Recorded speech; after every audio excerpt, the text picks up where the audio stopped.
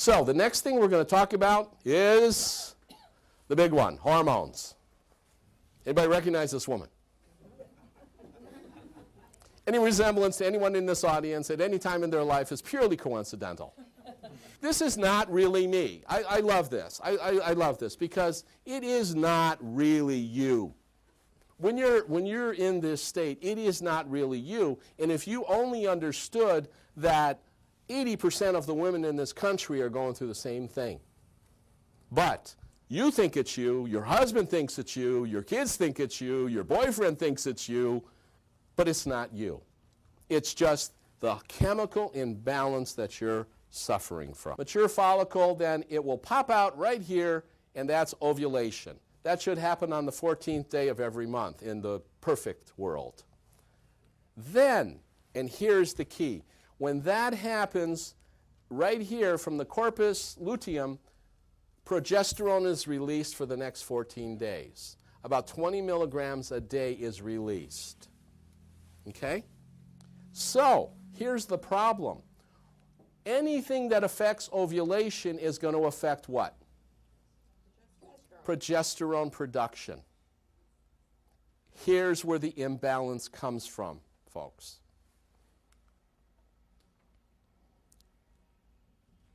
First 14 days of a woman's period, you're producing estrogen to create the endometrial lining. That's good.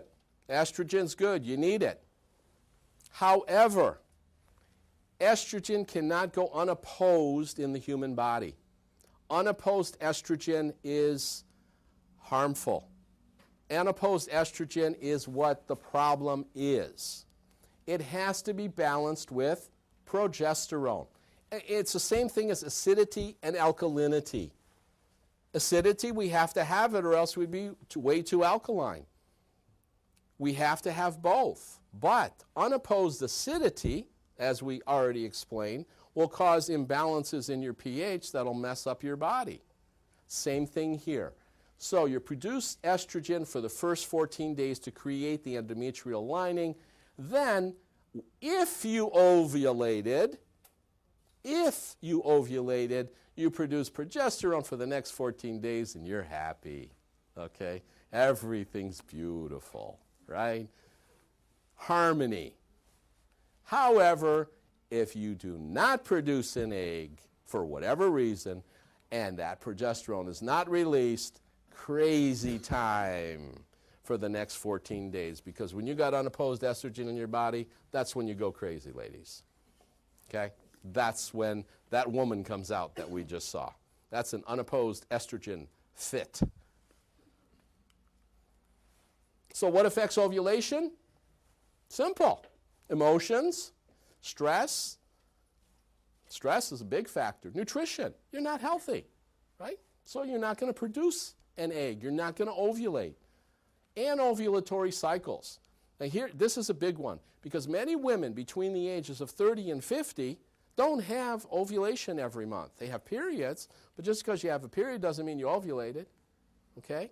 This means you're shedding your lining, but it doesn't mean you produced an egg that month. They're called anovulatory cycles. This is why women between 30 and 50 can suffer from serious progesterone deficiencies, even if they've done nothing to hinder the ovulation process.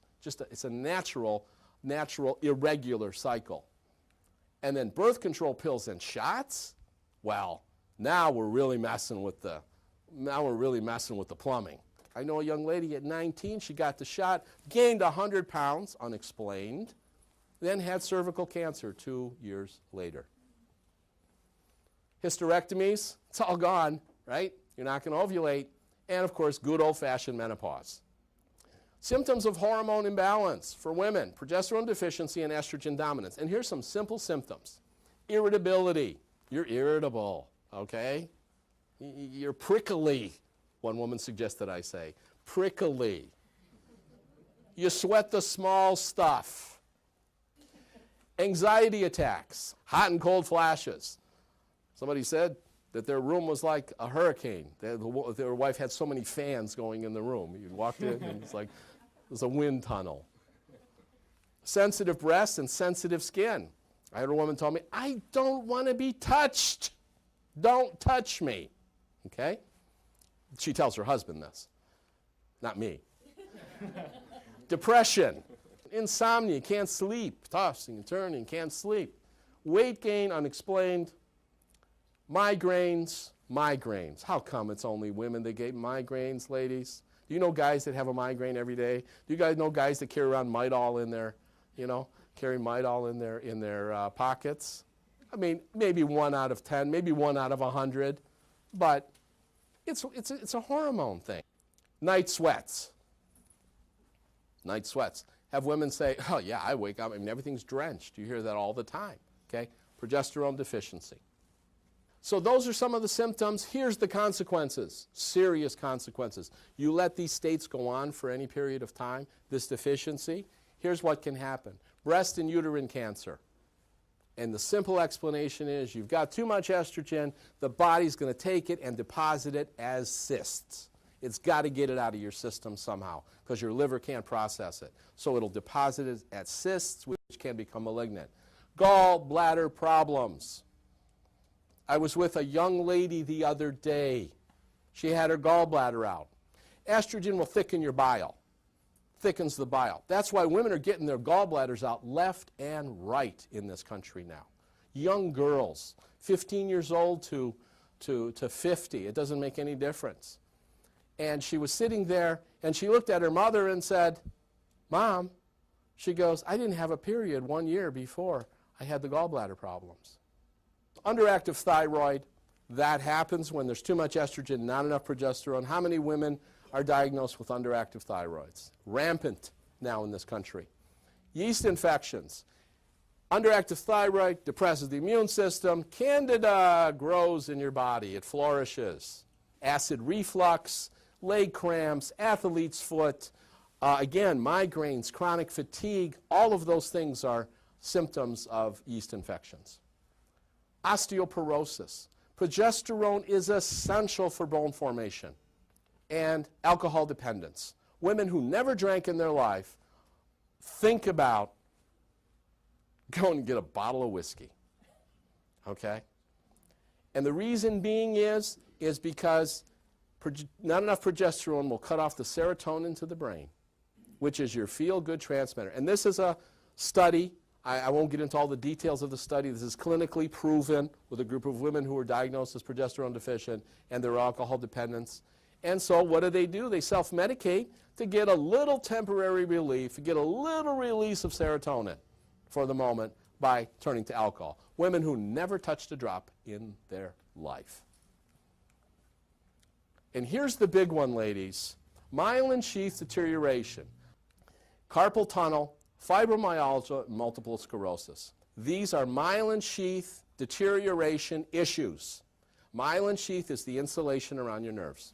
Just like insulation around electrical wiring. That's what myelin sheath is. All of our nerves are insulated. When that myelin sheath deteriorates, what happens? Right here. See it? Choo! Short circuit. What do you think happens right there? Pain. So it depends where you're deteriorating. Are you deteriorating in your wrists? Are you deteriorating randomly throughout your body? Or is it in your spine and in your head? That will determine whether you have MS or not. Progesterone is responsible for the formation of the myelin sheath.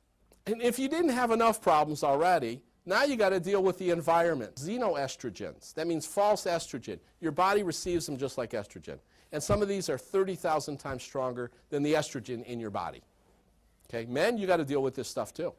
Artificial sweeteners, false estrogens. Pesticides, fertilizer, city water. Yeah, they can get the bacteria out of the water, but they can't get the drugs. Right, water expert? Right. Food preservatives, food dye, meat, dairy, and eggs, forget about it, loaded. Household cleaners, cosmetics, toiletries, Teflon, and tin cans. As if you didn't have enough problems, right? Now you got to deal with all these environmental estrogens as well. We have 2 creams right here that take care of this problem.